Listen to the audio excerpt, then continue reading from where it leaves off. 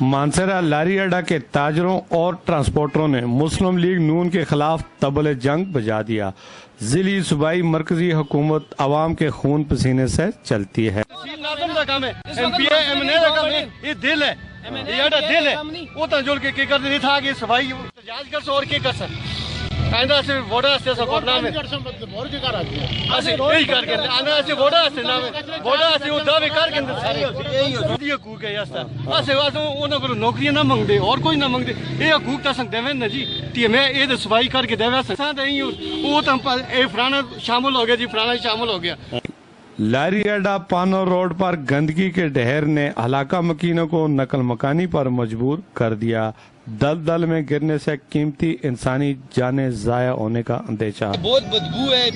Committee والے جو ہیں ٹی ایم او صاحب جو ہیں ان کو کئی مرتبہ ریٹرن درخواست بھی دی ہے لیکن انہوں نے کوئی عمل نہیں کیا۔ علم اللہ اگر کوئی بچہ اس میں گر گیا اس کی زندگی ضائع ہونے کا خطرہ ہے۔ یہ ہمارے لیے کراچی کا نالہ بن گیا ہے۔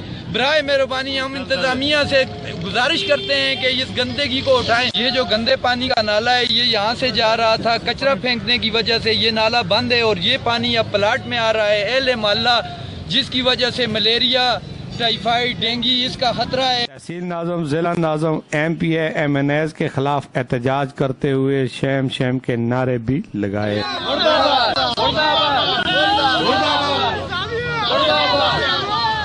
اس وقت مانسہرہ جڑے خرم خان اور سید غلام کول ہے انہوں نے یہ ذمہ داری بن دی ہے کہ جتنا کچرا جتنے معاملات ہیں وہ کلیئر کرو۔ قومی خزانے کو شیر مادر سمجھ کر حرب کیا جاتا ہے۔ جہاں عوام ٹیکس دیتے ہیں وہاں عوام کے مسائل حل ہوتے ہیں۔ یہاں الٹی گنگا بہتی ہے۔